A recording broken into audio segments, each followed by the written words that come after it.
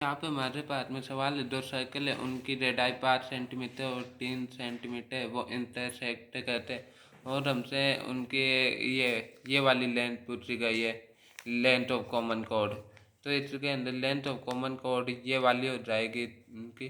तो फिर बाद में सिमेट्री के कारण दोनों बराबर हो जाएंगी, तो हमें ये वाला साइड फाइंड करनी है। तो अब इसके अंदर हमें ये इन दोनों के सेंटर का बीच का डिस्टेंस 4 सेंटीमीटर दे रखा है। तो इस एक को मान लेते x, दूसरे को मान लेते 4 माइनस एक्स। अब हमने इन्हें मान लिया। अब हम पाइथागोरस थ्योरम लगाएंगे। तो फिर ये साइड पी क्यू मान लेते हैं।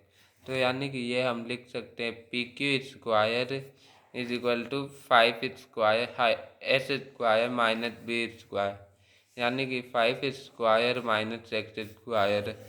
और यहाँ से भी लगा सकते Pythagoras theorem, P Q square is equal to ये 3 स्क्वायर माइनस ये कितनी है side 4 minus x, minus 4 minus x का स्क्वायर।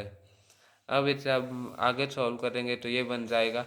इन दोनों को इक्वेट कर सकते हैं, यानी कि 25 minus x square is equal to 9 minus 16 minus x square plus 8x। इससे ये कट गया और 9 माइनस 16 हो गया -7, -7 यहाँ पे जाके प्लस हो गया, तो फिर बाद में ये बन गया 32। 8x इज इक्वल टू 32, यानी कि x की वैल्यू 4 आ गई। यानी कि ये एक साइड हो गई 0, एक साइड हो गई 4। अब आप में से कई कंफ्यूज हो रहे होंगे कि एक साइड 0 कैसे हो गई, तो उन्हें बता देते इसका अब ओरिजिनल डायग्राम कुछ ऐसा बनेगा। ये जो कॉमन कोड है यही उस छोटे वाले सर्किल की डायमीटर होएगी, यानी कि उसका सेंटर इसी पे होएगा, ये एच होएगा कुछ। ये वाला डिस्टेंस हो गया 4 सेंटीमीटर और इसके सेंटर से डिस्टेंस कॉमन कोड की वो 0 हो गई। इस तरीके से अब कंफ्यूज नहीं होंगे।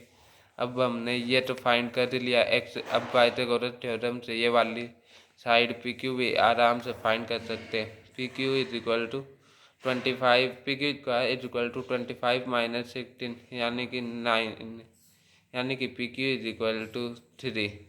अब पी क्यू 3 आ गई तो ऊपर भी यह बन रहा है और नीचे भी यहाँ पे सिमेट्री से, तो फिर बाद में ये हो जाएगा 2 into P Q length of common code, यानी कि कॉमन कोड आ जाएगी 2 इंटू 3 इज इक्वल टू 6।